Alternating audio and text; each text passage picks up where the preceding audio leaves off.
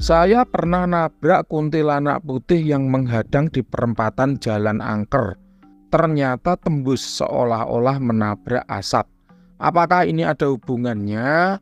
Karena aku beraura merah, jadi punya proteksi kuat, jadi tidak ketempelan, tidak kerasukan setelah menabrak kuntilanak. Jawabannya tidak. Jadi gini, ketika kuntilanak itu menampakkan diri di dunia manusia, dan ini berlaku ya untuk semua jenis hantu lainnya, itu mereka akan terkena hukum alam atau hukum fisik di dunia manusia. Mereka bisa dipukul, mereka bisa dilempar, mereka bisa ditendang, mereka bisa dihantam, dan lain sebagainya. Banyak teman-teman Mbak Wira yang mengalami kejadian berinteraksi dengan jin yang menampakkan diri di dunia nyata. Itu kata mereka, dipukul tuh kerasnya bukan main, seperti memukul beton. Ada yang ditendang sama temannya Mbak Wira itu, kukunya itu sampai copot saking kerasnya. Jadi ketika jin itu menampakkan diri di dunia nyata, maka dia akan mengeras karena terkena hukum fisik di dunia nyata, di dunia manusia. Oleh karenanya, kalau ditabrak mestinya Anda yang terpental.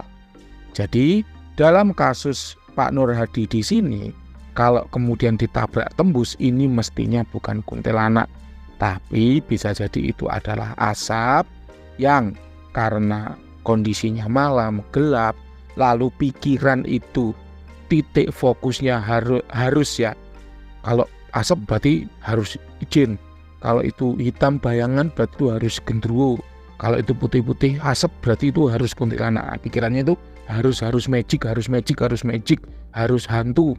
Akhirnya terciptalah seolah-olah asap itu adalah kuntilanak. Baru-baru ini viral kasus tilang elektronik gara-gara bonceng pocong katanya. Padahal kalau menurut Mbak Wira itu bukan pocong, melainkan bayangannya sendiri yang karena sudutnya sedemikian rupa seolah-olah terlihat itu adalah pocong.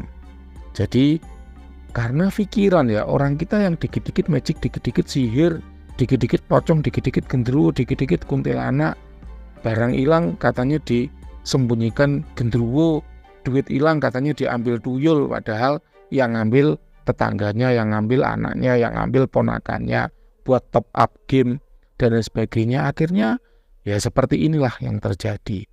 Mbak Wira pernah menghadapi klien tuh seorang wanita tua yang sering kehilangan uang di dompet. Katanya menurut penuturan beliau, dompet itu udah disimpan di lemari, lemarinya dikunci tapi kok duitnya tetap hilang, berarti ini tuyul, suruh makri dan lain sebagainya. Ya kalau Mbak Wira profesi sebagai dukun ya senang-senang aja. Tapi kan masalah tidak lantas berhenti sampai di situ.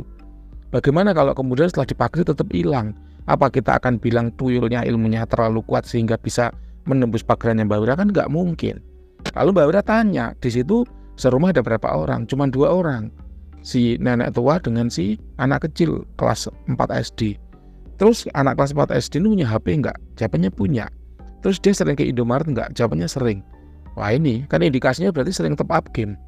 Lalu kemudian Mbak Wira sarankan, tolong kalau naruh dompet jangan di lemari, tapi di dalam jok motor. Ya, lalu kuncinya bawaan kemana-mana, entah dikalungkan ke leher atau gimana, tapi jangan di dalam lemari, tapi di dalam jok motor. Kenapa? Karena kalau lemari itu masih bisa diakali, tapi kalau jok motor susah. Sehingga akhirnya apa yang terjadi Anda tahu? Sebulan kemudian saya cek lagi, uangnya sudah tidak pernah hilang. Padahal motornya nggak dipagari.